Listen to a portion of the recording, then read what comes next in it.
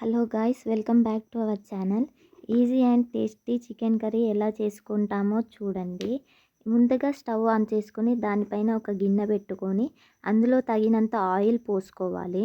పోసుకున్న దాంట్లో దాల్చిన చెక్క, లవంగ, ఆనియన్, మిర్చి వేసుకొని బాగా వేగనివ్వాలి.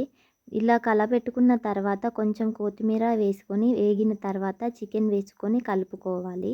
చికెన్ వేసుకున్న తర్వాత బాగా కలపెట్టుకొని అందులో నుంచి వాటర్ రిలీజ్ అయ్యేంత వరకు కొద్దిసేపు ఉండనివ్వాలి.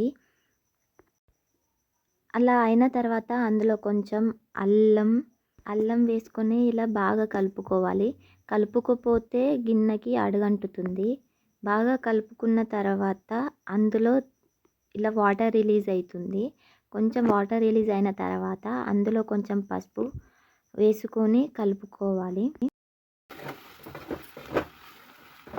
ఇలా కొంచెం వేగిన తర్వాత అందులో కొంచెం టమాటా వేసుకుంటే మనకి జ్యూసీగా చికెన్ కర్రీ గ్రేవీ వస్తుంది.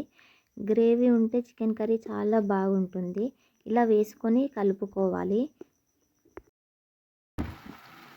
వేసుకొని కలుపుకున్న తర్వాత టమాటా కొంచెం మగ్గిన తర్వాత అందులో తగినంత ఉప్పు, కారం వేసుకొని కలుపుకోవాలి. కలుపుకోపోతే అడుగంటుతుంది. మంట కొంచెం సిమ్లో పెట్టుకోవాలి.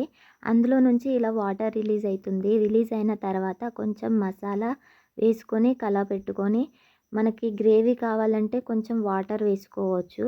ఇలా వేసుకొని కలుపుకొని కొద్దిసేపు మూత పెట్టుకొని తర్వాత తినేయడమే. చాలా బాగుంటుంది టేస్ట్.